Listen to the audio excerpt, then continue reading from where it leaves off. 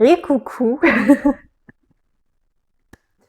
bienvenue dans ce nouvel épisode de vlog. Je vais pas vous mentir, j'étais un peu angoissée à l'idée de faire ce vlog aujourd'hui. Depuis hier déjà, je commence à stresser un petit peu. Parce que quoi?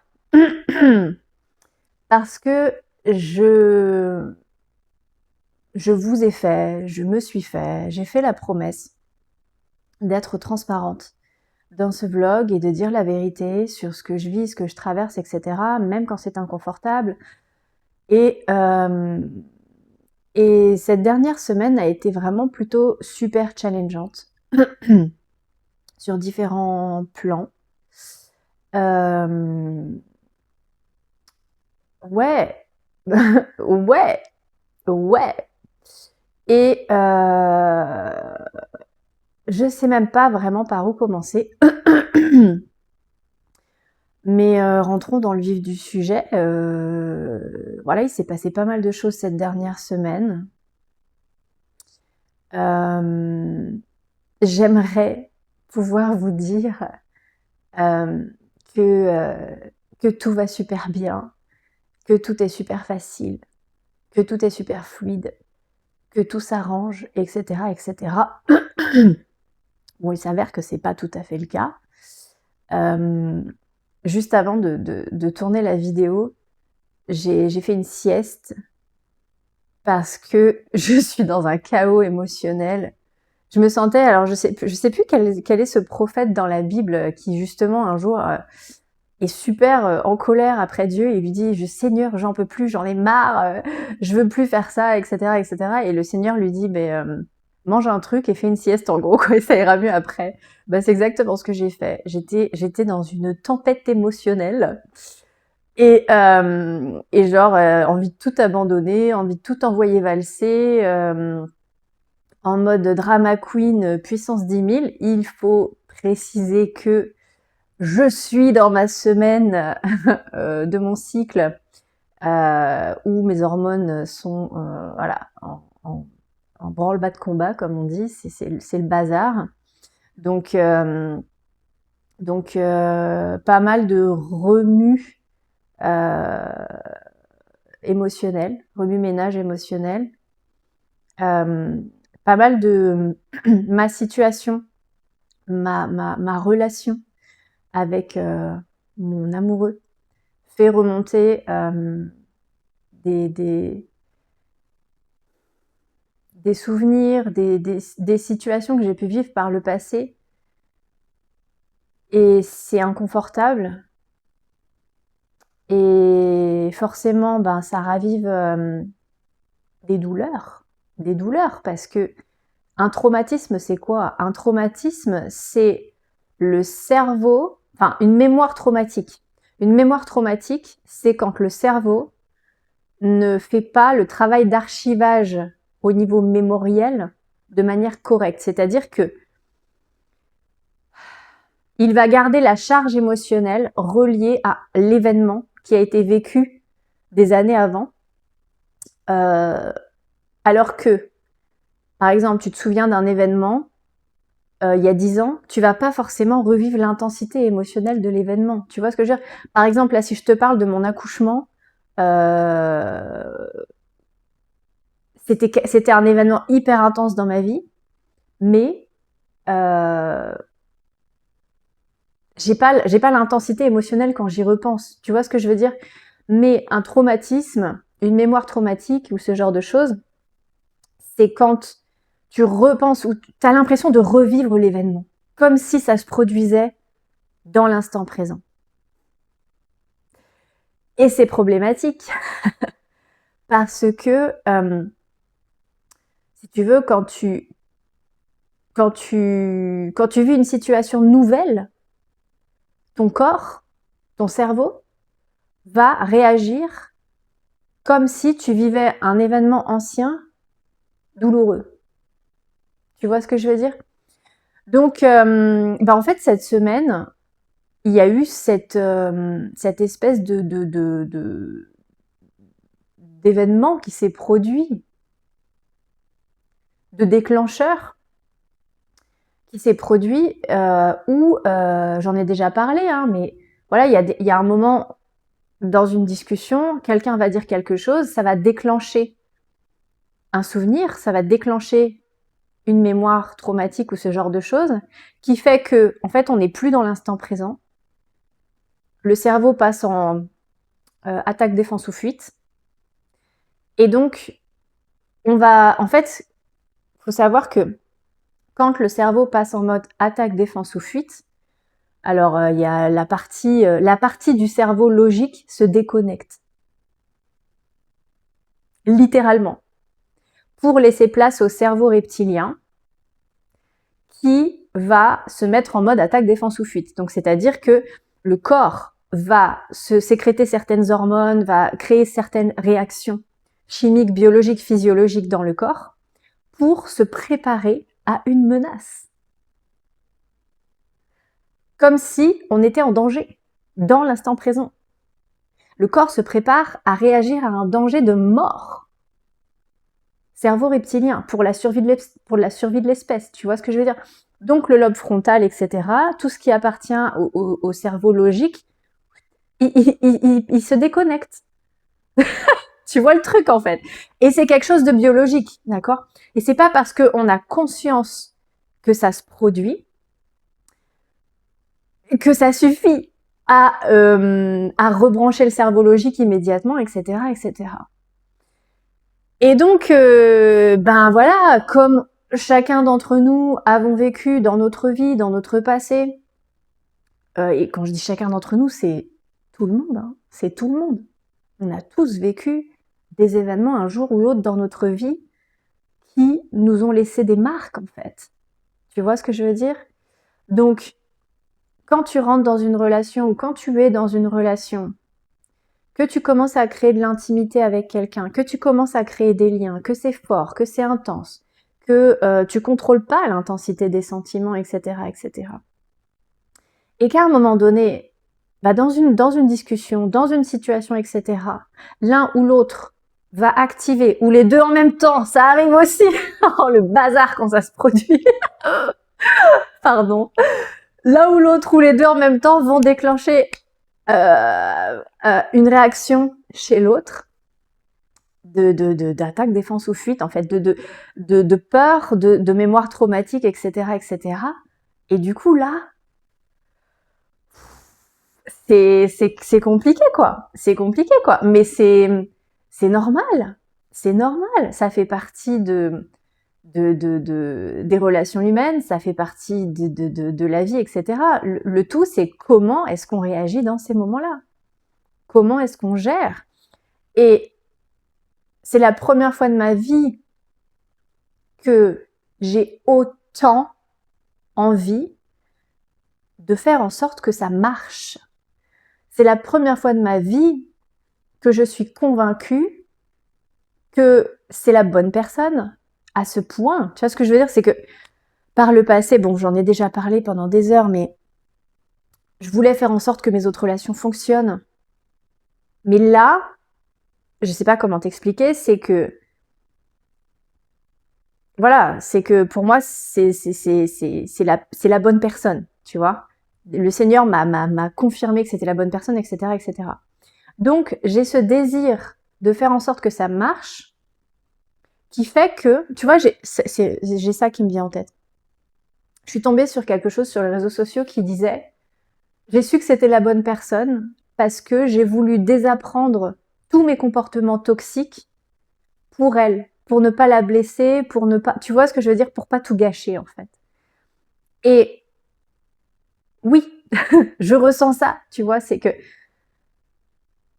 tout ce travail de développement personnel, de guérison, etc., etc., etc., c'est un processus qui s'étale depuis des années, etc., d'accord? C'est quelque chose qui prend du temps et tout ça et tout ça. Puis tu as toute une partie où tu vas le faire de manière interne, d'accord? Où tu vas le faire de manière solitaire, en fait, ou avec un thérapeute, ou avec un psychologue, ou avec Jésus en direct aussi, tu vois ce que je veux dire? Mais il y a un moment donné où Dieu va te donner des situations pour mettre en pratique ce que tu as appris, tu vois. C'est comme, j'en parlais dans l'épisode précédent, c'est comme quand tu passes le permis, tu as d'abord toute la théorie, puis tu as la pratique. Et j'ai dit au Seigneur, je dis Seigneur, je pense que je suis prête pour la pratique. Le Seigneur, il a dit, ok, allons-y, pratiquons. Donc, bah voilà, pratiquons. C'est-à-dire que voilà, j'ai appris plein de choses sur comment être une bonne épouse, comment, bah voilà, comment être, comment se comporter dans une relation saine et comment faire en sorte qu'une relation soit saine. J'ai appris énormément de choses sur la communication non violente. Enfin, voilà, j'ai appris énormément de choses. Et bah, c'est le moment de mettre en application. Et quand il y a la pleine lune, alors voilà, la pleine lune, enfin peu importe ce qu'on accorde comme pouvoir à la pleine lune ou ce genre de choses, en attendant, ça reste prouvé que la pleine lune agit. Ça agit sur les océans, ça fait des marées, etc. Nous, on est composé d'eau, oui, ça agit sur nous d'une certaine façon, d'accord? Donc la pleine lune, mes cycles menstruels. Et on va venir à ce sujet, il faut que j'en parle. C'est pas confortable, mais il faut que j'en parle. La tentation, c'est un sacré sujet. L'attraction physique, la relation à distance. Comment est-ce qu'on gère tout ça? Comment est-ce qu'on gère tout ça? Comment est-ce qu'on gère l'attraction physique, le désir, etc. pour une personne quand on est dans une relation, qu'on est engagé, que c'est une évidence qu'on est fait l'un pour l'autre, etc. Comment est-ce qu'on gère la tentation physique? Comment est-ce qu'on gère le désir sexuel, etc. Et ben on gère mal. Voilà, disons les choses telles qu'elles sont. Je gère pas très bien la situation. C'est super compliqué. Parce que voilà, naturellement, quand il y a des sentiments, qu'il y a de l'attraction physique, et il y en a beaucoup, il y a cette attraction, il y a cette volonté de se rapprocher, il y a cette volonté de créer plus d'intimité, il y a cette volonté de se connecter à différents niveaux, etc., naturellement. Et voilà, et puis il y a les hormones, et puis, enfin voilà, il y a tout ça qui joue, quoi. Et puis il y a la foi, la volonté de se préserver pour le mariage, malgré que, j'en ai déjà parlé, ben voilà, je suis maman de 3 enfants, je ne suis pas vierge, j'ai été dans des relations polyamoureuses par le passé, enfin voilà. Tout ça, il y a ce switch avec ma foi où je décide que cette fois, je décide de faire les choses autrement. Et pas par obligation, pas par honte, pas par... J'ai vraiment ce désir dans mon cœur d'honorer le Seigneur dans tout ce que je fais. Et ça place la barre assez haute, disons-le, surtout quand on vit dans une société où toute la décadence est normalisée. Enfin, tu vois ce que je veux dire, c'est que si tu prends comme échelle de référence les niveaux moraux de la société, bah oui, ça place la barre super haute en fait. La moralité biblique, on va dire ça comme ça. Mais j'ai vraiment envie de faire une différence entre la moralité religieuse basée sur une étude religieuse, comme on étudierait la science par exemple. Tu vois, il y a ce truc de... Il y a une certaine façon de vivre la religion qui est très protocolaire et très scolaire. Cette façon-là de vivre la religion ne résonne pas avec moi. C'est pour ça que je ne me considère pas comme religieuse. jusqu'à maintenant. En revanche, j'ai une relation intime et personnelle avec Jésus. Je connais Jésus. Il s'est révélé à moi. J'ai vécu une expérience mystique, transformatrice, sans avoir pris des drogues ou ce genre de choses, sans être dans un état modifié de conscience, sous je ne sais quel ayahuasca ou ce genre de choses. Tu vois, c'était pas du tout ça en fait. J'ai pas fait ça, j'ai pas pris de trucs. Non. Pas de LSD, pas de trucs comme ça. J'étais seule dans mon salon en train de regarder la série The Chosen. Et quand Jésus est apparu à l'écran et qu'il a parlé à Marie, je me suis effondrée en larmes et puis j'ai été comme douchée par une cascade d'amour et de tristesse et de peine. J'ai pleuré toutes les larmes de mon corps. Dieu m'a fait ressentir cette sensation. Je ne sais pas pour ceux qui regardent s'il y en a d'entre vous qui sont parents. Pensez à la personne que vous aimez le plus au monde. Pensez à la personne que vous aimez le plus au monde. Je suis désolée, c'est difficile comme exercice, mais si vous voulez essayer de comprendre un peu ce que j'ai vécu, il y a des gens qui n'arrivent pas à comprendre ce que j'ai vécu et je comprends qu'on ne puisse pas comprendre. Donc, j'essaie de faire comprendre aux gens cette expérience que j'ai vécue. Pensez à la personne que vous aimez le plus au monde. Imaginez que cette personne a disparu, que vous ne savez pas où elle est, que vous ne savez pas comment elle va, tu vois ce que je veux dire, que vous savez pas si elle est en sécurité, etc. On va partir sur cette idée-là, ok? C'est douloureux de penser ça. Ça fait mal de penser ça, d'accord? C'est difficile. Maintenant, imaginez que vous retrouvez cette personne 10 ans plus tard. Vous retrouvez cette personne 10 ans plus tard, dans un état catastrophique, mais elle est en vie. Et vous la prenez dans vos bras. Vous allez pleurer toutes les larmes de votre corps, vous allez sentir à la fois un amour infini, un soulagement. Tu vois ce que je veux dire? C'est comme si Jésus m'avait pris dans ses bras et m'avait fait ressentir à quel point il était content de me retrouver. Mais c'est pas lui qui me cherchait, lui, il a toujours été à côté de moi. Mais c'est comme si enfin moi, je me tournais vers lui et je lui ouvrais mes bras et que tu vois ce que je veux dire? Et j'ai ressenti tout son amour, j'ai ressenti tout son chagrin, j'ai ressenti son soulagement, j'ai ressenti, il m'a fait ressentir tout ça dans mon corps, mais c'était tellement fort. J'ai jamais connu d'émotion, de sensation, et j'ai donné la vie à 3 enfants. Je n'ai jamais ressenti de sensation aussi intense de toute ma vie. Ça a été, j'ai pleuré pendant, je sais pas, 1 heure, 2 heures, ce jour-là. Le lendemain, j'ai repleuré encore. Ça s'est étalé sur plusieurs jours, etc., où je ressentais cet amour de la part de Jésus, cette tristesse, etc., et cette joie à la fois de m'avoir retrouvée. Enfin, c'était complètement overwhelming, tu vois, complètement submergé d'émotions, un truc de taré.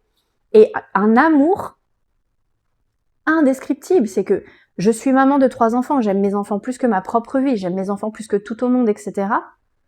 Mais l'amour que Dieu m'a fait ressentir, c'est sa puissance infinie, en fait.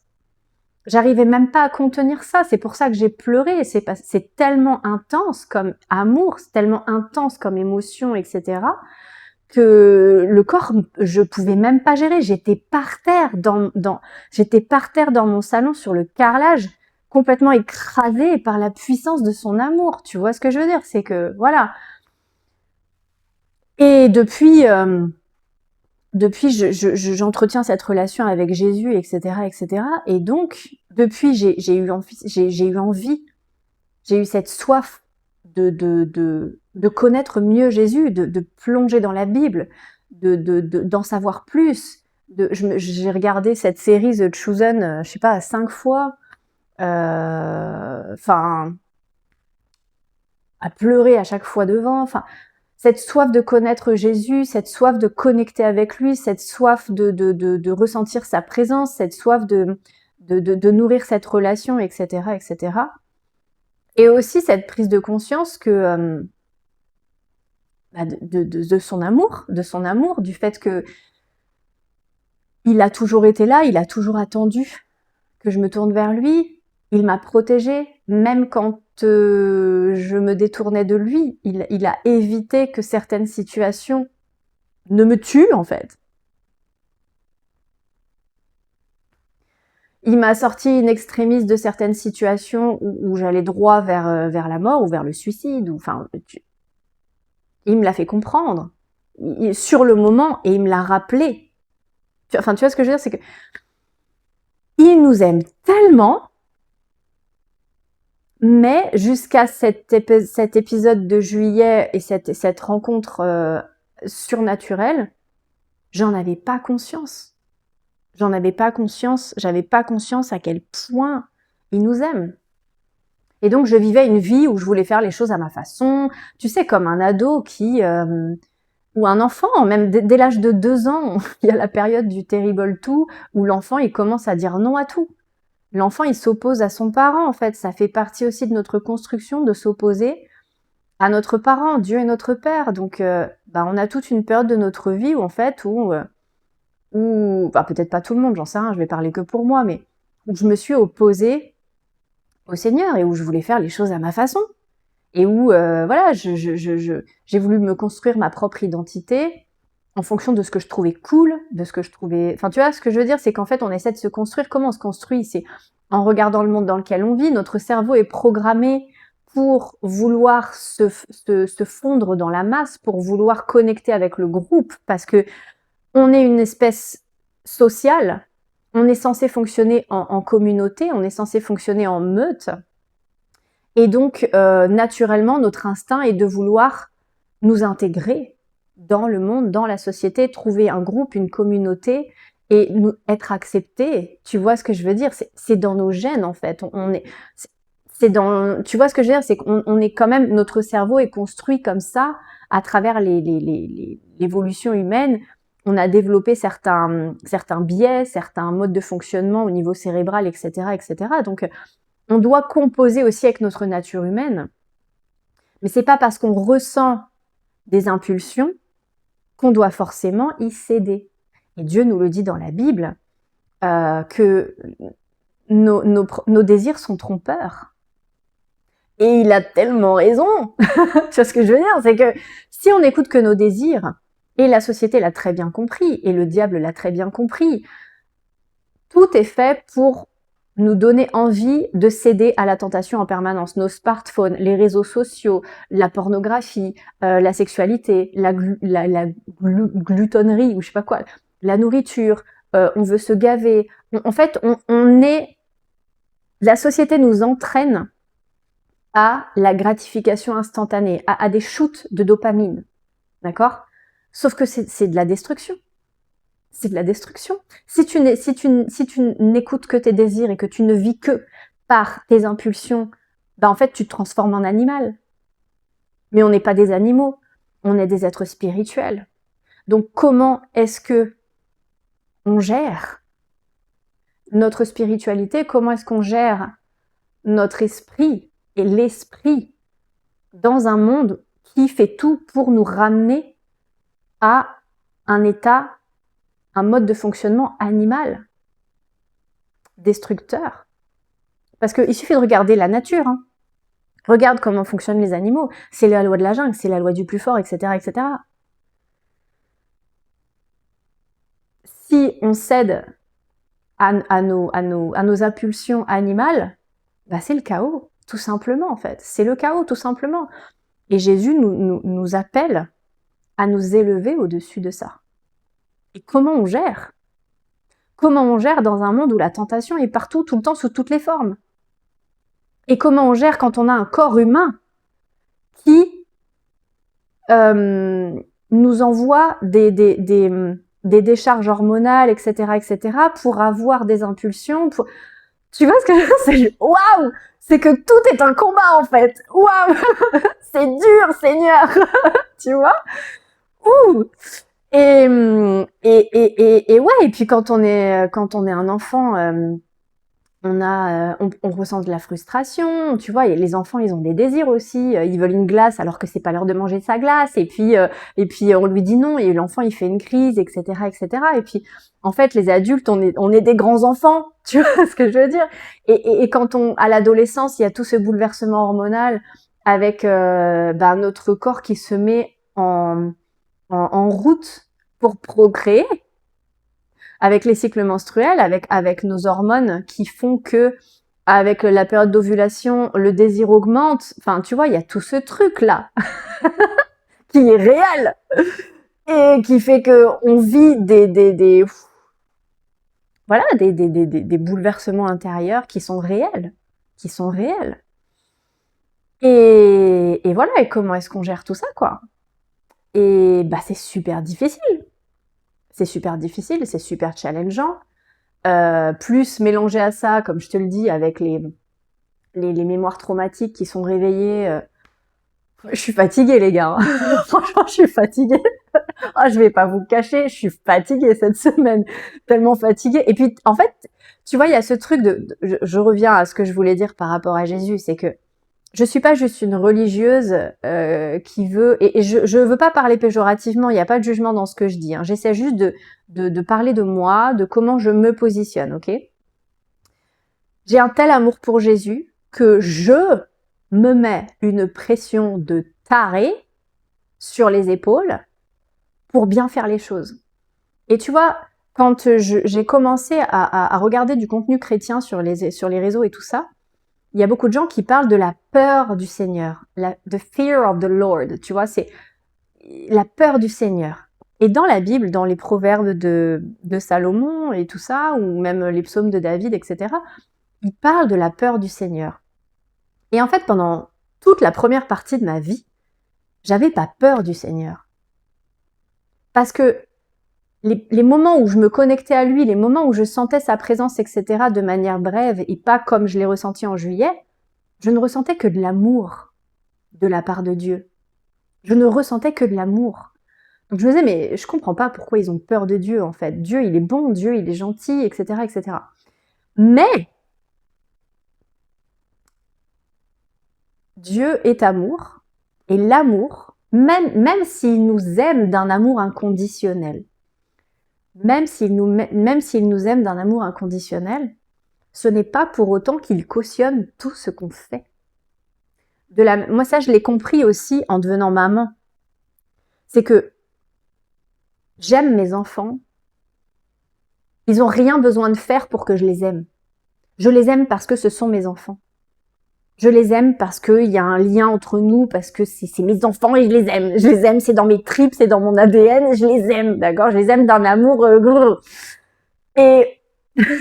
Pardon. Je vous ai dit, je suis intense aujourd'hui. Et donc, je les aime, et quoi qu'ils fassent, je les aime, même si des fois ils m'énervent, je les aime. Même si des fois ils font des bêtises, je les aime. Même si des fois je suis en colère contre eux, je les aime. Même si des fois ils font des trucs avec lesquels je suis pas d'accord, même si ils ont des passions qui m'exaspèrent, je les aime.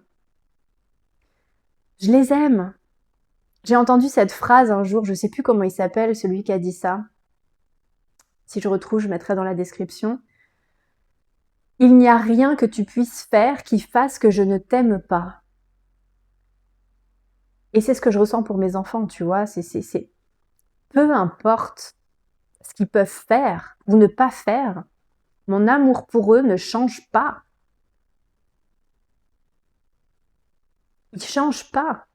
Et je vais aller dans les extrêmes peut-être, mais même si un de mes enfants, je fais tout pour que ce soit pas le cas, mais même si un de mes enfants devenait un criminel, je continuerai de l'aimer. Ça veut pas dire que je serai d'accord avec ce qu'il fait. Est-ce que tu vois ce que je veux dire? C'est que ça restera toujours mon enfant. Et je fais tout pour que mes enfants soient des êtres humains respectueux, respectables. Je suis hyper stricte avec le respect. j'ai des valeurs morales vraiment élevées. Je suis exigeante. Je fais tout aussi pour les accompagner émotionnellement, etc. Enfin bon, bref, je vais pas rentrer dans le détail et faire un exposé sur mon rôle de mère, j'en ai déjà un peu parlé, etc. Mais c'est pas parce que Dieu nous aime comme ça qu'il est d'accord avec tout ce qu'on fait. C'est pas parce que j'aime mes enfants d'un amour inconditionnel que je vais pour autant leur dire « mais oui, t'as raison, fais ça. Mais oui, t'as raison, va tabasser ton frère. Mais oui, t'as raison. » Non. Non, et des fois, je vais me mettre en colère. Non, et des fois, je vais poser des limites avec fermeté. Et je vais pas rigoler, je vais parler avec autorité. Tu vois ce que je veux dire? Des fois, je vais leur dire non.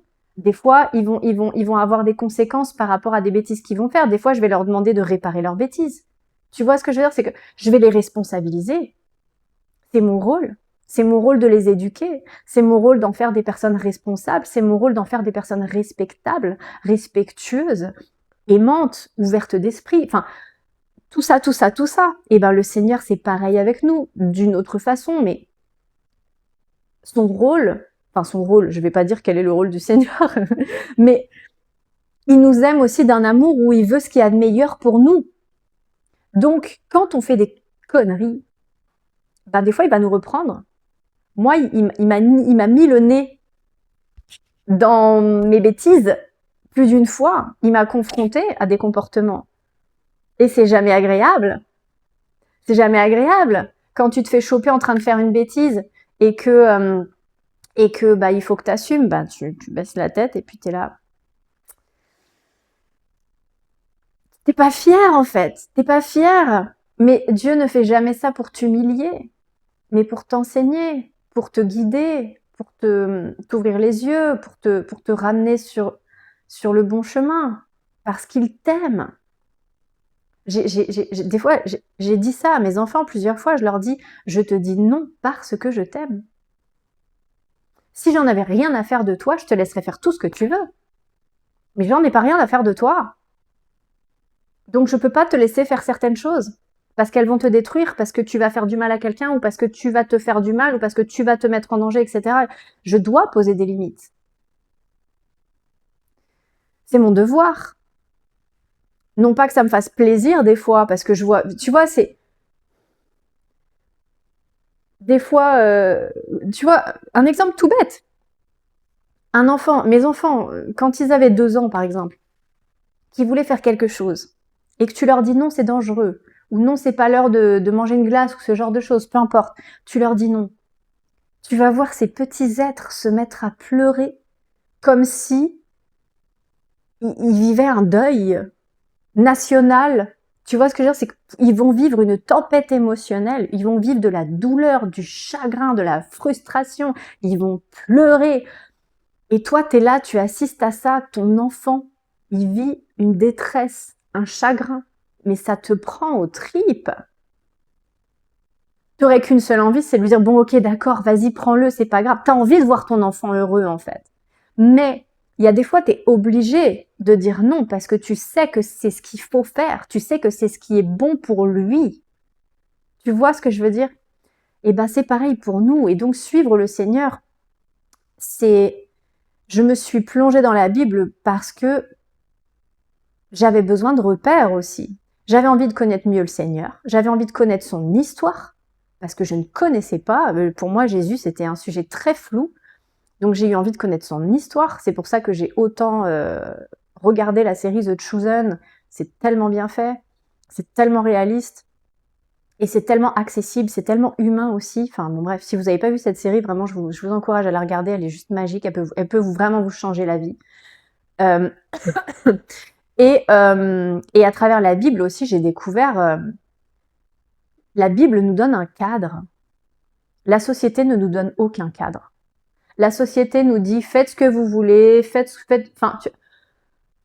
non, faire ce qu'on veut, c'est pas bon. Bouffer des conneries toute la journée,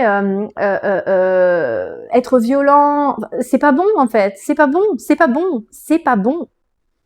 Et j'avais besoin d'avoir ce cadre. C'est sain d'avoir un cadre. C'est sain d'avoir des repères. Et la Bible m'a donné ça. La Bible m'a donné de la clarté sur qu'est-ce qui est bien, qu'est-ce qui est mal. Des fois, on a le sentiment, tu vois, c'est ça, on se dit, oui, oh, ça va, c'est pas si grave si je mange une glace à 16h ou à 17h, etc. Oui, ok, peut-être éventuellement, mais si tu fais ça tout le temps, à maintes reprises, etc., etc., bah en fait, tu vas avoir du diabète, tu vas prendre du poids, tu vas te détruire, tu vas détruire ton estime de toi. Parce qu'à partir du moment où tu glisses dans quelque chose et que tu laisses quelque chose avoir du pouvoir sur toi, ton estime de soi, ton amour-propre, et ça influence tout dans ta vie. Ça influence tes relations, ça influence le regard que tu as sur toi, ça influence le regard que tu as sur les autres, ça influence tout d'une manière sournoise. Si tu n'es pas maître de toi-même, si tu n'es pas en paix avec toi-même, ça va se ressentir autour de toi, ça va venir insinuer, enfin se propager dans tous les domaines de ta vie. Et donc,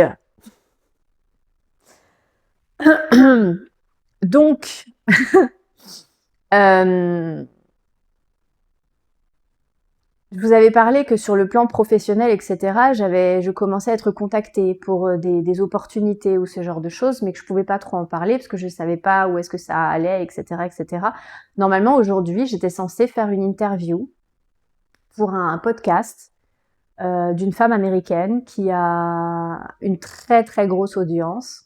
J'étais très étonnée que on me contacte pour faire une interview pour ce podcast, etc., etc. Au début, j'avais pas envie de le faire parce que j'avais grave la trouille. Voilà, disons-le, il fallait que je parle en anglais. Alors, je parle anglais, mais je suis pas complètement bilingue. Mon accent, il est pas forcément super méga parfait. Et là, c'était un live avec une grosse audience. Enfin, c'était beaucoup. J'en ai parlé à mon chéri et il était super content pour moi. Il m'a dit mais si, allez, vas-y et tout. T'as juste à être toi-même, etc., etc. Enfin, il a été tellement super, il m'a vraiment encouragée et tout ça. Donc je me suis dit bon, écoute, pourquoi pas. Et donc j'ai accepté et on a eu quelques échanges de mails avec l'assistant de cette personne. Et je ne sais pas pourquoi, il y a eu un espèce de problème technique. Et finalement, du jour au lendemain, j'ai plus eu de nouvelles. Donc c'est tombé à l'eau en quelque sorte. Et c'est tombé à l'eau au même moment où j'ai pas réussi à gérer la tentation par rapport à la luxure, par rapport à l'attraction physique et sexuelle, etc., etc. Et j'en ai parlé, on va dire les choses, hein, c'est pas confortable, mais j'en ai parlé déjà dans d'autres épisodes, que je me suis formée au tantra, etc., etc. Et tout ce qui est empouvoirment féminin, j'étais à fond là-dedans, dans les trucs New Age et tout ça. En ayant vécu des traumatismes sexuels, en ayant vécu une relation toxique avec la sexualité depuis le début de ma sexualité, voilà, moi, quand je lis la Bible aujourd'hui, on nous dit de ne pas avoir de sexe avant le mariage, etc., etc. Et aujourd'hui, je comprends pourquoi on nous dit ça, après tous les traumatismes que j'ai vécus dans ma vie sexuelle. J'ai eu une vie sexuelle qui a commencé très, très, très, très, très jeune, trop jeune, à 14 ans, avec quelqu'un qui était plus âgé que moi, qui était accro au porno. Ça a été traumatisant. Ça m'a laissé des traumatismes, disons-le clairement. À 14 ans, on est un bébé, quoi. On est un bébé. Et les filles, nous, on est tellement, on a tellement. J'ai lu un livre sur le sujet qui s'appelle Faire l'amour de manière divine de Barry Lang, je crois, ou Barry Long, je ne sais plus, qui décrit exactement ce que j'ai vécu en quelque sorte. Il dit que les filles, on a une vision ultra romantique de la sexualité, voilà, pleine d'amour en fait, pleine d'amour, de sensualité, etc., etc., alors que les hommes, Les garçons, ils ont un rapport à la sexualité qui est beaucoup plus physique. Et c'est pas péjoratif, hein. S'il vous plaît, s'il vous plaît, ne m'attaquez pas dans les commentaires.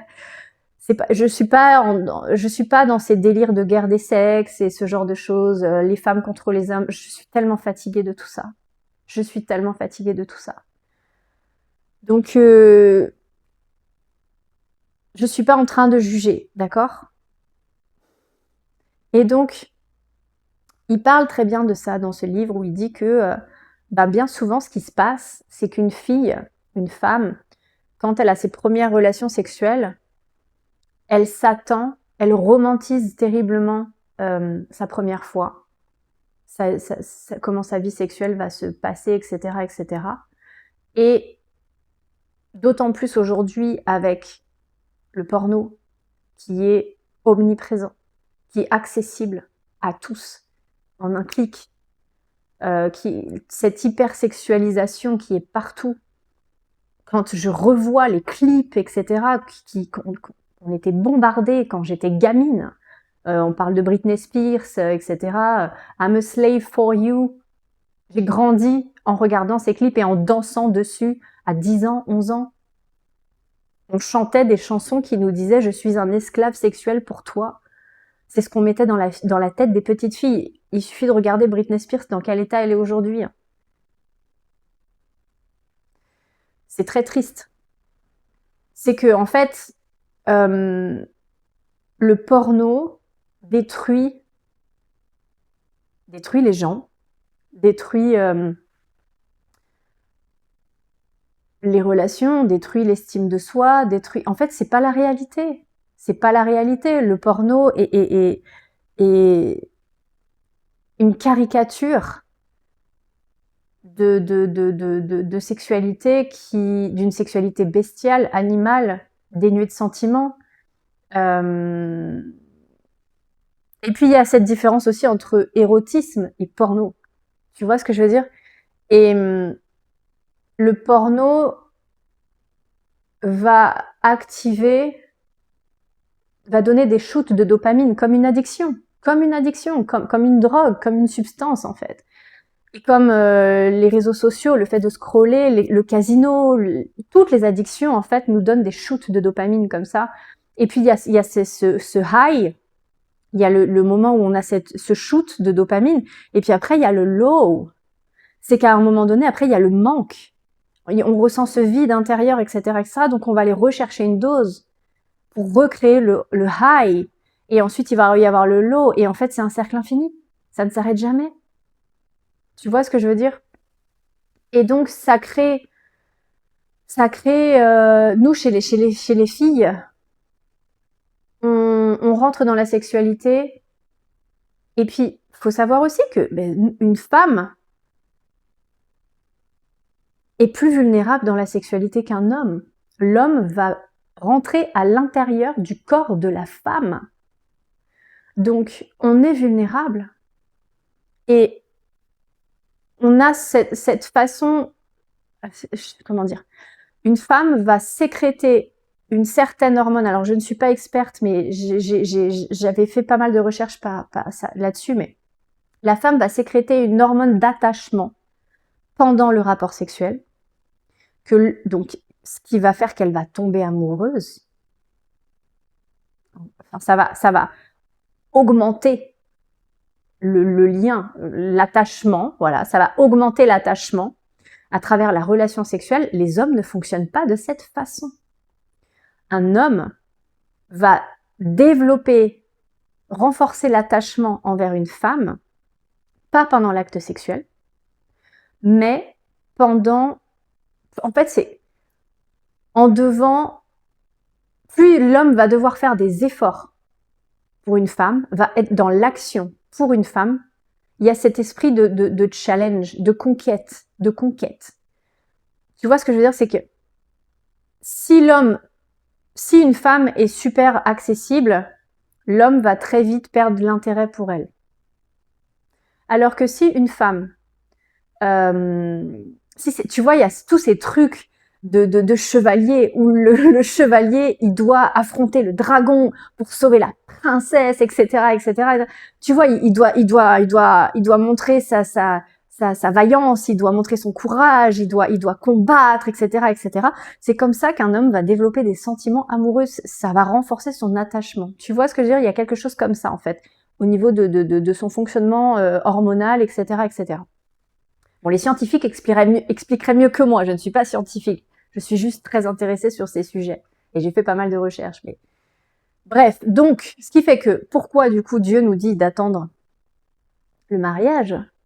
Bah, pour nous protéger aussi, justement, tu vois. Et puis parce que la sexualité, quand on s'unit sexuellement avec une personne, il se passe énormément de choses. Sur le plan émotionnel, même si l'homme ne va pas développer les mêmes hormones d'attachement, il se passe énormément de choses. Physiologiquement, biologiquement, il y a un échange d'énergie. Enfin, c'est comme ça qu'on crée la vie. C'est quelque chose d'important, c'est quelque chose de puissant, c'est quelque chose de sacré. C'est quelque chose de sacré. Mais les ténèbres, la société, prennent tout ce que Dieu a fait de sacré, en font une vieille imitation pourrie pour nous détruire. C'est exactement la stratégie du diable. Et tout en faisant comme si « Oh, ça va, c'est pas si grave, oh, ça va, oh, ça va ». Tu vois ce que je veux dire? C'est que la nourriture, à la base, elle est saine, mais les industriels, ils ont foutu 1 milliard de trucs chimiques dedans, ce qui fait que maintenant, on n'a jamais eu autant de maladies, de cancers, de diabète, de maladies dégénérescentes, etc., etc. Ça n'existait pas avant. Ça n'existait pas. Le diable prend tout ce que Dieu a créé et en fait des trucs pourris, en fait, pour nous détruire. Et il fait tout pour nous attirer dedans, en fait. En jouant sur nos triggers, en jouant sur cet attrait pour le plaisir. Et tu vois, Dieu me fait réentendre cette phrase. Le chemin vers les enfers ressemble au paradis. Le chemin vers le paradis ressemble aux enfers.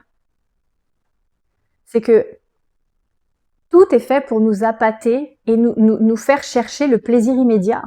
Dans tout. Dans la nourriture, les industriels, ils nous vendent des produits préparés.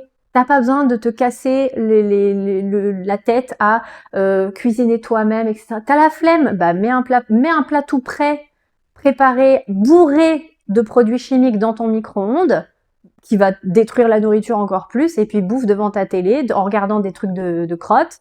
Et voilà.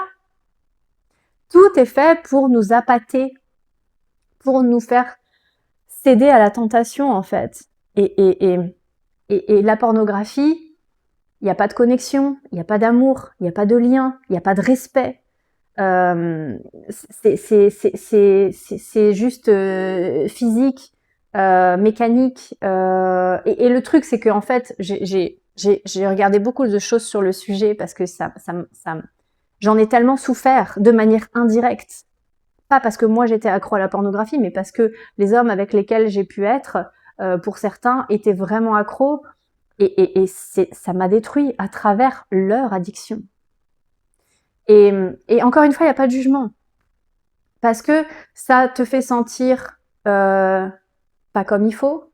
Ça te fait sentir que ton mec, en fait, la personne que tu aimes, en fait, il préférait que tu aies une poitrine comme ça, que en fait, il préférait que tu fasses comme ci ou que tu fasses comme ça. Il voudrait essayer ce qu'il a vu dans telle ou telle vidéo sur toi.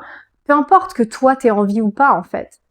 Tu vois ce que je veux dire? C'est que plus tu vas consommer, c'est comme pour toutes les addictions, c'est comme pour l'alcool, c'est comme pour les drogues, etc. Plus tu vas en consommer, plus tu vas développer une hypertolérance, ce qui fait qu'il va t'en falloir toujours plus pour ressentir une petite décharge de dopamine. Donc tu vas aller en chercher toujours plus et tu vas aller vers... C'est des hommes qui en parlent de ça. Ils te disent que, en fait, à un moment donné, plus tu en consommes, plus t'en veux, plus tu vas vers des trucs hardcore. Parce que tu développes une espèce de désensibilisation à des trucs qui au départ te faisaient de l'effet, en gros. Tu vois ce que je veux dire? Comme les drogues, en fait, tout simplement. Ce qui fait que toi, après, t'es là avec ton côté tout romantique, vouloir partager un moment de connexion, de sensualité, d'amour avec ton partenaire. Et ton partenaire, il a juste envie de tester tel et tel truc, peu importe que tu as envie. Enfin, tu vois ce que je veux dire, c'est qu'en fait, il y a une déconnexion. Il y a une déconnexion, il y a un décalage. Soit ça te fait perdre ton estime de toi, parce que dans ces vidéos, les femmes sont juste des objets, en fait. Elles sont considérées elles sont réduites à leur corps, à leur attribut sexuel. Et objectifiées, en gros, tu vois. Et donc, indirectement, ton partenaire va te pousser ça sur toi d'une certaine façon, tu vois. Et c'est destructeur, c'est vraiment destructeur. Et ça commence très très jeune. Ça commence très très jeune. C'est vraiment, c'est une catastrophe, quoi. Et donc voilà, là, dans le fait qu'il y ait une intimité, etc., la tentation qui commence à pointer son nez, tu as des sentiments, etc. Donc tu es là, tu te dis, bon, c'est pas si grave, puisque de toute façon, on sait qu'on est fait l'un pour l'autre, on peut se laisser aller un petit peu, etc., etc. Et puis en fait, ça réactive des choses, ça réactive des souvenirs, ça réactive de la peur de revivre des choses difficiles qu'on a déjà vécues, la peur de trahir le Seigneur, la peur de faire une bêtise, la peur de s'ouvrir à nouveau. Enfin, oh, c'est fatigant, c'est fatigant. Et donc oui, j'en parlais dans d'autres épisodes, etc. Moi, j'ai fait tout un travail sur moi pendant des années pour essayer de me réapproprier mon corps, pour changer mon regard sur mon corps. J'ai fait des séances photos, pas vulgaires ou ce genre de choses, mais j'ai fait des séances photos pour changer mon regard sur moi et sur la nudité, donc plutôt artistique, etc., etc. J'ai aussi pratiqué le tantra, je me suis formée au tantra. Et en fait, je me suis aperçue que tout ça, c'était pas ça qui allait me sauver, en fait. Ce qui m'a sauvée, c'est Jésus. Ce qui m'a sauvée, c'est Jésus. Et Jésus m'a lavé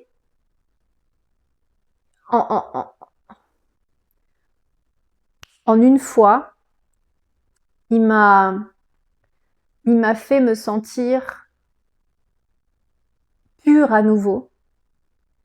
Tandis que 10 ans de thérapie, de travail de développement personnel, de tantra, de séances photo et toutes ces conneries n'ont jamais pu avoir cet effet-là sur moi. Il a suffi d'un rêve que j'ai fait, dans lequel Jésus me touchait, posait sa main comme quand il, tu vois, quand il guérit les lépreux, etc., ou un seul contact physique, et il te dit en gros, qu'il soit fait selon ta volonté, tes péchés te sont pardonnés, etc., etc. Et là, les personnes retrouvent la vue, ou les lépreux sont purifiés, tu vois ce que je veux dire? J'ai eu un rêve comme ça avec Jésus où il me nettoyait de mes péchés sexuels, parce que je n'ai jamais été mariée. Je n'ai jamais été mariée. J'ai été fiancée plusieurs fois, mais j'ai jamais été mariée, et j'ai eu toute une vie sexuelle qui m'a détruit, qui a fait beaucoup de dégâts. Alors pas que, j'ai eu 3 enfants merveilleux hors mariage, mais merveilleux. Le Seigneur fait tout concourir pour notre bien. Et cette semaine, j'ai donc péché en lien avec la luxure. Et parce que pareil, ça, avec tous ces trucs de développement personnel et d'empouvoirment au féminin, on nous apprend à connaître notre corps, etc., etc., à nous réapproprier notre corps, notre désir, à prendre pouvoir sur notre désir, etc., etc., etc., etc. Rien que d'en parler, ça m'épuise, ça m'énerve et ça me fatigue, en fait. Et j'étais tombée là-dedans, moi aussi. explorer mon désir, le tantra, etc., etc., explorer mon corps, comment fonctionne mon corps, etc., etc. Et, et en fait, non. En fait, non, on n'a pas besoin de ça, en fait. On n'a pas besoin de ça. Et, et donc, cette semaine, j'ai pêché. Pêcher, je rappelle ce que ça veut dire. Ça veut dire manquer sa cible. Ça veut dire trébucher, en gros. C'est comme si tu es sur le chemin, et puis qu'à un moment donné, bah, tu fais pas attention, tu regardes, t'as la tête en l'air, et puis hop, bah, tu sors du chemin. Tu vois, je suis sortie du chemin cette semaine. Et ça concorde avec le fait que j'avais une belle opportunité professionnelle, et c'est tombé à l'eau. Et je ne peux pas m'empêcher de me dire, peut-être que c'est parce que j'ai péché. Parce que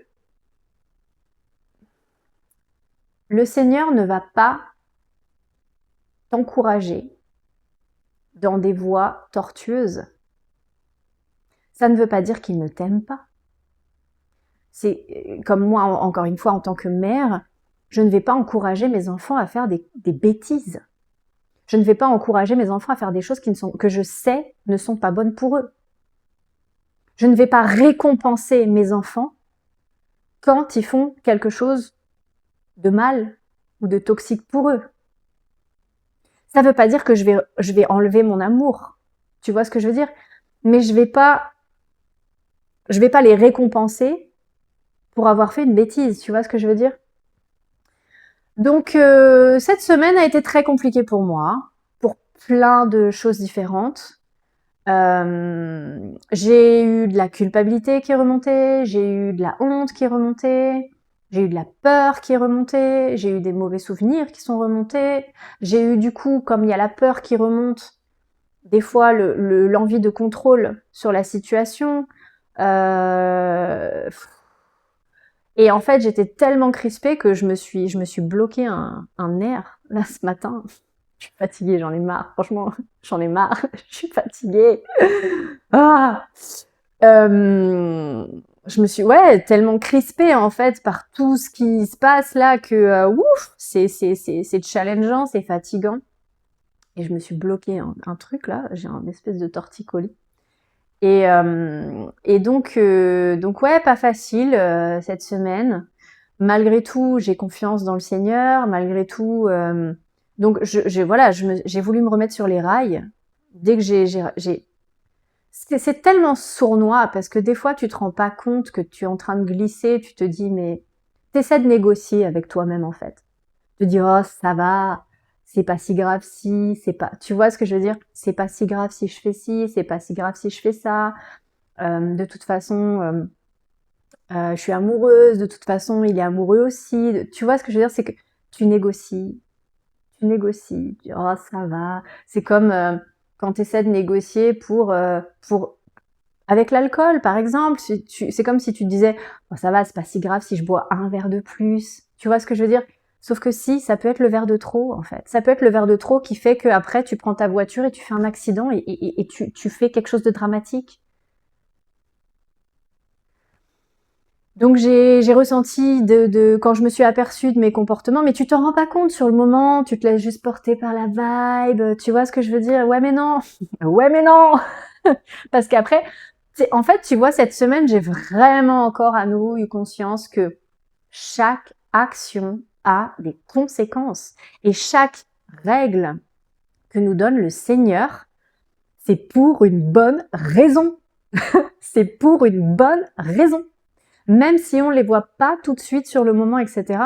En fait, Dieu nous dit ne comptez pas sur votre propre intelligence. Mais il a tellement raison, ô combien. Parce que nos désirs sont trompeurs, parce qu'on est là, oh, ça va, c'est pas si grave, oh, ça va, on fait rien de mal, oh, ça va, nanani. Bah ouais, mais en fait, si, il y a toujours des conséquences. Il y a toujours des conséquences. Et cette semaine, j'ai été confrontée à de nombreuses conséquences de mon passé, aussi des erreurs du passé qui me sont revenues en pleine face. Voilà, des des belles choses qui se présentent et puis qui finalement tombent à l'eau, etc. Tiens, ouais, beaucoup de challenges, très, je vais réussir à trouver mes mots, pardon. Très instructive cette semaine. C'était très instructif, mais c'était fatigant. Je suis fatiguée. Mais voilà, j'ai pas envie d'être dans la dramatisation. Quand je m'aperçois que j'ai fait une erreur, ok, j'ai fait une erreur, je me repens, je demande pardon, je pleure, voilà, je me sens mal. Et ensuite, je fais tout ce que je peux pour revenir dans le droit chemin, en fait, et pour me reprendre et pour en tirer des leçons. Et ça a été vraiment très très instructif cette semaine. Et puis il faut savoir aussi que bah voilà, je suis maman de 3 enfants et je me retrouve face à des situations qui peuvent être aussi source d'enseignement pour mes propres enfants, notamment pour mes ados. Voilà, qui rentrent dans cette même phase dans laquelle moi, 20 ans auparavant, ça fait bizarre de parler comme ça, oh là là, il y a 20 ans. Ben c'est là qu'ont commencé beaucoup de problèmes en fait. À 14 ans et ma fille a 14 ans. Donc c'est marrant comment le Seigneur fait revenir des choses sur le tapis. Sauf que en fait cette fois ça ne sert pas que moi, ça me sert, ça me permet de voir le chemin parcouru, ça me permet de revivre des choses pour ne pas refaire les mêmes erreurs, etc. Sauf que ben j'ai fait certaines erreurs à nouveau, hein, parce qu'on est des êtres humains, parce que on va trébucher dans la vie et parce qu'un enfant il va trébucher 40 000 fois avant de réussir à marcher solidement sur ses 2 jambes. Et puis ben voilà, des fois on tombe, des fois on perd l'équilibre, etc. Ben, j'ai perdu l'équilibre cette semaine. Je me suis vautrée, je me suis fait mal et j'ai des bleus. Et ça va passer et voilà et donc ça m'a permis aussi d'avoir des discussions intéressantes avec mes enfants de prévention aussi. Voilà, enfin plein de choses très très très très très riches en enseignement. Comme je l'ai dit, c'est fatigant aussi, ça remue beaucoup d'émotions et, euh, et c'est challengeant. Et c'est aussi, tu vois, le Seigneur utilise nos erreurs. Dans la Bible, à part Jésus, personne n'est parfait. Désolée, je reçois des messages en même temps, je vois les notifications.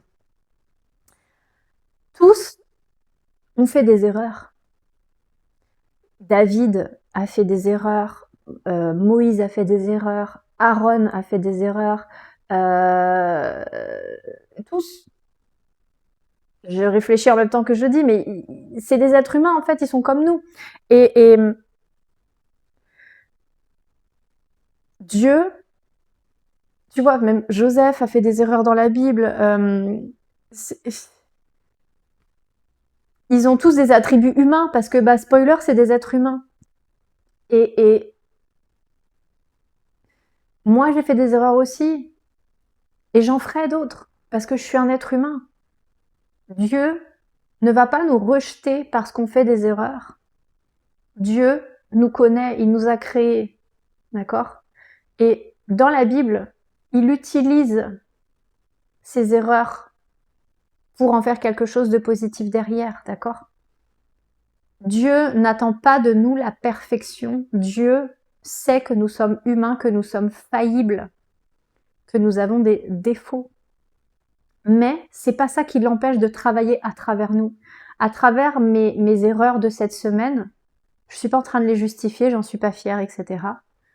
J'ai pu avoir des discussions très importantes avec mes enfants. Je peux aujourd'hui partager mon témoignage avec tous ceux qui verront cette vidéo. Et peut-être que ça peut aider des personnes. Moi, ça me fait grandir. Dans ma relation, ça nous fait grandir aussi. Ça nous permet de renforcer les liens. Tu vois, Dieu m'a montré aussi cette image il reprend beaucoup cette image des plantes, du jardin, tout ça. Dieu nous dit dans la Bible que lui c'est la vigne et que nous sommes les sarments, que tu vois, il y a ce truc. Et bref, Dieu m'a montré cette semaine aussi que c'est comme si cette relation que je suis en train de vivre avec mon amoureux, c'est comme si en fait il était en train de couper des parties de nous pour nous greffer l'un à l'autre, pour qu'on ne fasse plus qu'une seule plante, pour que on fasse un seul arbre relié sur Christ, ancré en Christ, nos racines enracinées en Christ, et que il faisait venir des tempêtes, du vent, des ouragans, mais aussi de la pluie, de la grêle, etc., etc. Parce que qu'est-ce qui se passe quand il y a des tempêtes, des ouragans, de la pluie, de la grêle, etc. Les racines se développent. Et ensuite, avec la pluie, ensuite il y a le soleil aussi, il y a le soleil, il y a les arcs-en-ciel, il y a les papillons, il y a tout ce que tu veux. Mais il y a aussi la tempête, etc., etc. C'est nécessaire pour la croissance de l'arbre. S'il n'y a pas de pluie, l'arbre il meurt. S'il n'y a pas de vent, les racines ne se développent pas. L'arbre, les branches ne vont pas se développer avec vigueur. Une plante qui va être dans un pot, qui ne va jamais être confrontée au vent, etc., etc., elle va rester fragile. Tu vois ce que je veux dire? Donc, Dieu m'a montré que avec ces relations qu'il est en train de faire, et pas juste avec la mienne, mais avec toutes ces relations qu'il est en train de créer, de toutes ces personnes qu'il est en train de rassembler pour des mariages, etc., etc., il y a un but à tout ça. Ce qu'il veut, c'est créer des mariages qui vont porter du fruit, qui vont fleurir et qui vont pouvoir abriter des gens, qui vont pouvoir nourrir des gens. Les mariages, c'est une alliance sacrée entre deux personnes, un homme, une femme et le Seigneur. Et sacré, c'est sacré. Et un mariage, c'est deux familles aussi qui vont s'unir, tu vois ce que je veux dire, qui vont créer un héritage, tu vois, qui vont nourrir plusieurs générations, potentiellement. Tu vois ce que je veux dire, c'est pas juste un homme et une femme qui se mettent ensemble, qui font du sexe et qui font tout ce qui, enfin, tu vois ce que je veux dire. Non, c'est pas ça en fait, c'est pas ça un mariage. Et justement, c'est parce que on nous a fait croire que le mariage, ça devait être que du plaisir, ça devait être que cool, ça devait être que du fun, etc., qu'il y a autant de divorces aujourd'hui. Parce que les gens n'ont plus l'envie d'affronter les tempêtes. Ils ne sont plus disposés à affronter les tempêtes, à affronter les ouragans. Non, dès que ça commence à poser problème, on arrache tout, on se sépare et on va trouver quelqu'un d'autre en fait. Et on cherche la gratification instantanée, on cherche uniquement le plaisir parce que la société nous entraîne notre cerveau à ça.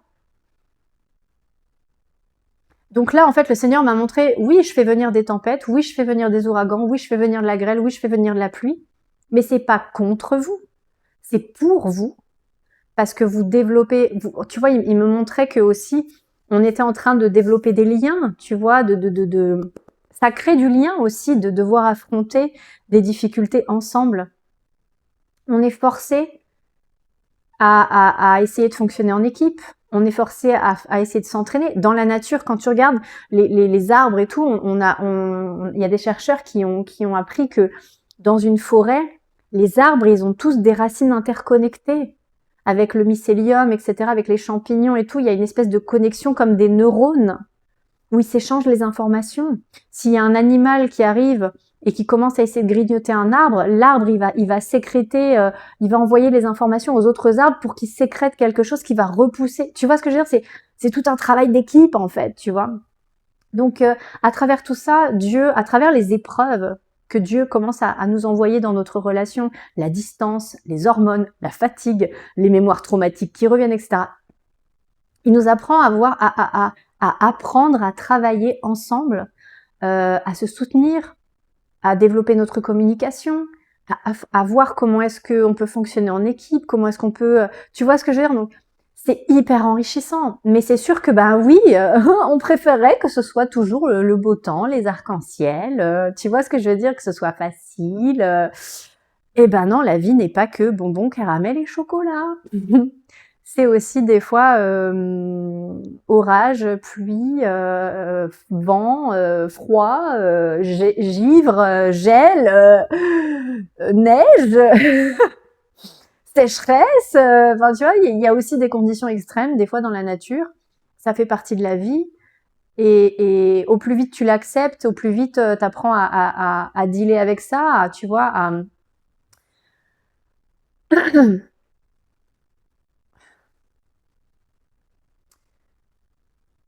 tu vois, c'est fou comment toute la société est devenue comme ça. Même les accouchements. Un accouchement, mes 2 premiers accouchements, je les ai vécus sous péridurale. On nous vend des anesthésiants. Mais en nous vendant l'anesthésiant, on nous vole l'expérience transformatrice qui va avec. Parce que mon 3e enfant, j'ai pas eu le temps d'aller à l'hôpital. J'ai accouché sur le carrelage. Mon fils avait décidé que c'était maintenant. J'ai accouché sur le carrelage. J'ai eu un mal de chien. J'ai meuglé comme une vache qui m'ébat comme un animal. Mais cette expérience m'a aussi transformée. Elle m'a montré que j'ai survécu, en fait. En fait, c'est ça, tu vois, j'ai eu cette prise de conscience, je sais plus si c'est ce matin ou hier, de me dire, mais en fait, mes 2 premiers accouchements, je les ai vécus dans la peur.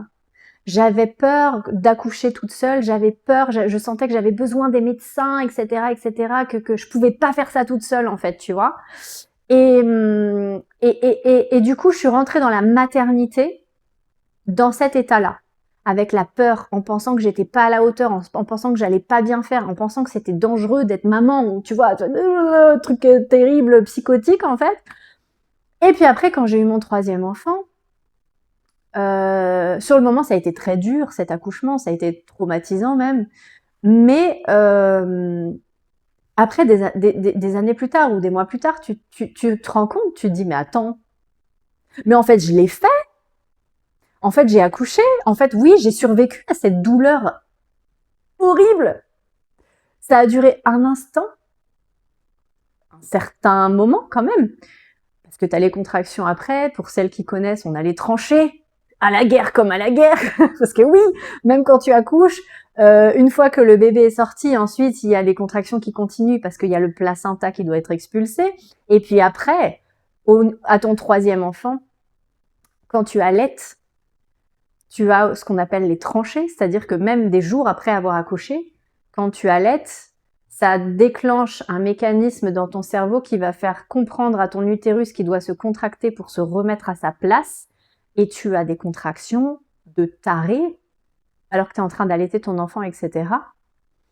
Et ça fait super méga mal. Et plus tu as des enfants, plus ça fait mal. Donc, en fait, je suis désolée, j'ai plein de notifications qui arrivent. Le fait que tu es capable, que cette douleur ne te tue pas, que oui, ça fait un mal de chien, mais que tu survis, que tu es plus forte que cette douleur, ça te donne confiance en toi aussi. Tu vois? Ça te donne confiance en toi. Et on vit dans une société où la douleur, oh mon Dieu, pas de douleur, on veut fuir la douleur. Ce que je comprends, je suis la première à pas vouloir souffrir, hein, je vous rassure, hein, je suis comme tout le monde, j'aime pas souffrir. Quand on a un mal de tête, on veut tout de suite prendre un Doliprane, quand on a ci, on veut tout de suite éteindre. Mais du coup, on ne se confronte plus jamais avec l'intensité. Et du coup, on n'est plus capable de la gérer. Et du coup, elle nous domine. Et là, c'est problématique. Parce que on devient faible et fragile, en fait. Et on ne devient plus capable de résister à l'intensité. Et c'est problématique. Parce que du coup, on fuit toutes les choses qui sont censées nous enseigner et nous faire grandir. On fuit les discussions difficiles parce qu'on n'a pas envie d'avoir mal. Pardon, j'ai tapé dans le micro. On fuit la douleur parce qu'on n'a pas envie d'avoir mal, mais ça nous enlève l'empouvoirment qui va avec, ça nous enlève l'enseignement qui va avec le fait de pouvoir gérer plus, le fait d'être plus mature, le fait d'être plus stable, le fait d'être plus ancré, le fait d'être capable de gérer devant des choses de plus en plus difficiles, etc. le fait d'être capable de gérer des responsabilités, tu vois, la pression, comment tu gères quand tu as de la pression, comment tu gères quand tu as de l'intensité émotionnelle, est-ce que tu fuis ou est-ce que tu restes? Est-ce que tu te confrontes? Est-ce que tu discutes? Est-ce que tu cherches des solutions ou est-ce que tu fuis? Est-ce que tu évites? Est-ce que tu vas t'anesthésier pour éviter de ressentir cette intensité?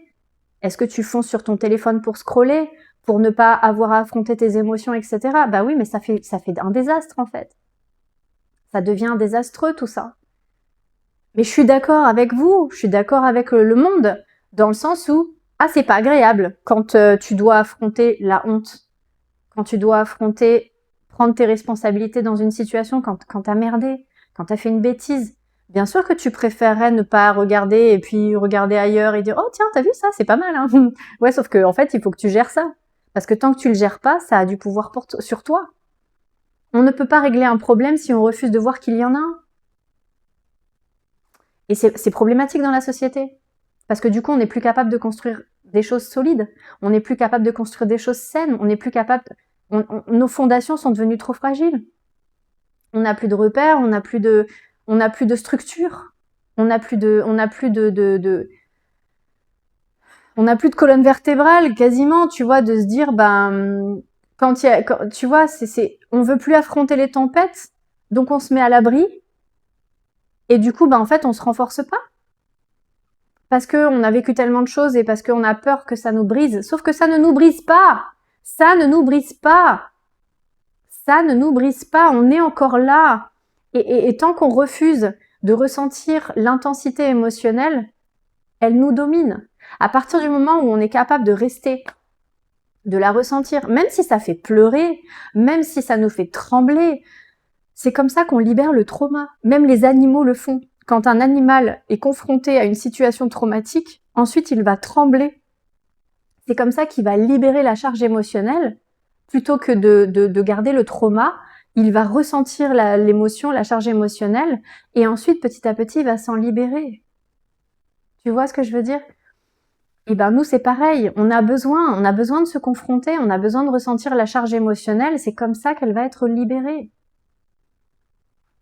Donc c'est pas mauvais de ressentir de l'intensité, c'est pas mauvais de ressentir des émotions.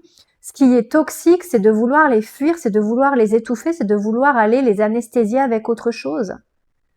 C'est pas mauvais de ressentir du désir. Ce qui est toxique, c'est de vouloir le satisfaire tout de suite, quitte à ce que ça ait des conséquences désastreuses.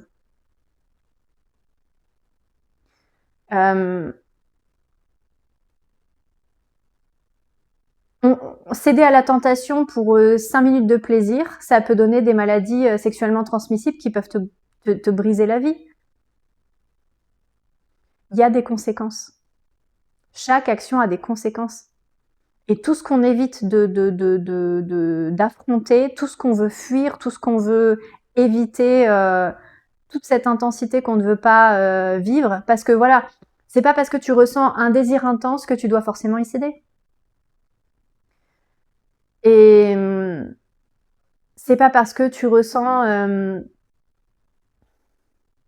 de la honte sur un comportement que tu dois éviter de te confronter à ton comportement et que tu dois t'enfoncer dedans en fait. Et que tu dois chercher des excuses et des justifications pour... Tu vois, j'aurais très bien plu. En fait, notre cerveau fait ça. On a envie de justifier nos comportements, on a envie de se dire oui, mais bon, c'est pas grave si je fais ça parce que... Notre cerveau va négocier. Mais ça nous entraîne de plus en plus profondément dans le gouffre, en fait. Et c'est de plus en plus difficile d'en ressortir ensuite. C'est pas parce qu'on tombe dans un gouffre qu'il faut continuer à creuser, en fait. Non, non, non. Remonte. Le Seigneur t'attend. Et le Seigneur peut t'aider à remonter. Mais voilà, des fois, on se dit, bah, j'ai trébuché, on n'ose même plus. Tu vois, pendant que cette semaine, j'ai fait des bêtises. J'arrivais plus à lire ma Bible.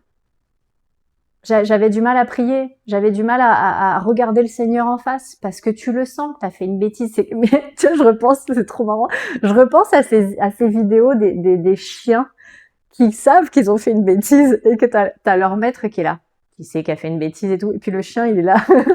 Pardon. Je me sentais comme ce chien, en fait. Tu vois, je me sentais comme un chien qui a fait une bêtise et qui assume pas sa bêtise, tu vois.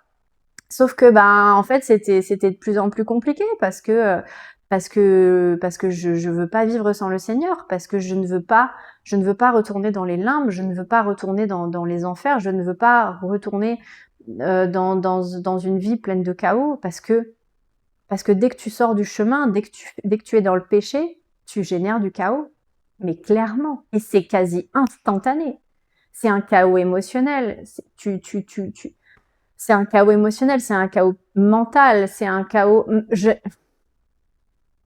J'avais délaissé mes tâches ménagères.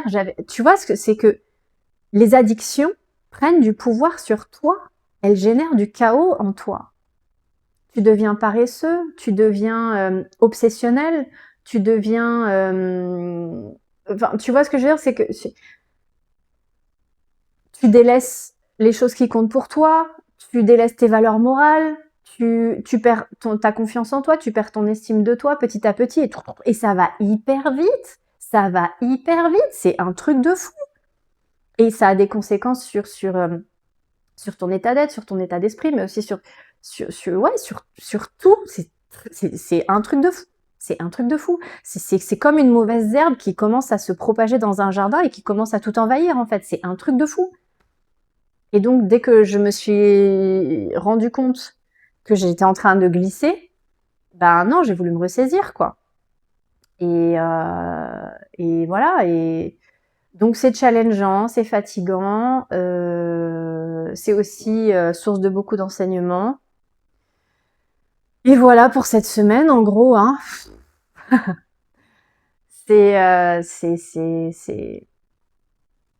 plein d'enseignements, c'est riche.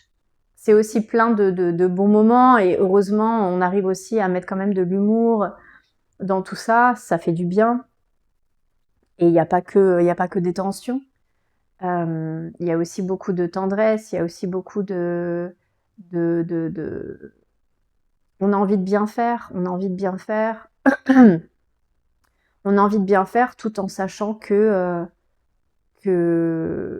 voilà, qu'on est des êtres humains, et ouais, c'est vraiment super difficile de résister à la tentation, de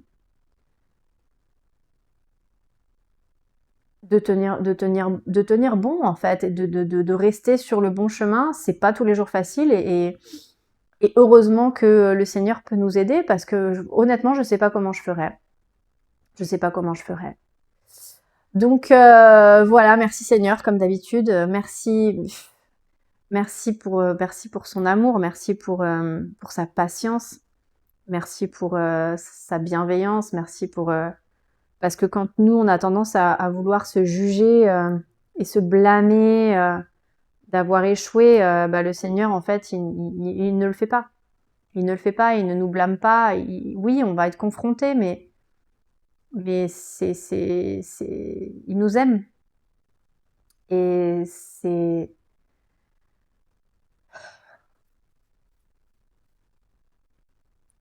bouleversant d'être aimé comme ça. C'est bouleversant d'être aimé comme ça, d'un amour inconditionnel, ou même quand on fait des erreurs, même quand on retombe dans le péché, le Seigneur nous aide à en ressortir avec amour, bienveillance et beaucoup de douceur et de compréhension. Et il utilise nos erreurs pour en faire quelque chose de beau. Et ça, c'est quand même assez incroyable. Le Seigneur est quand même assez incroyable. Super incroyable. Voilà, la suite dans le prochain épisode, affaire à suivre.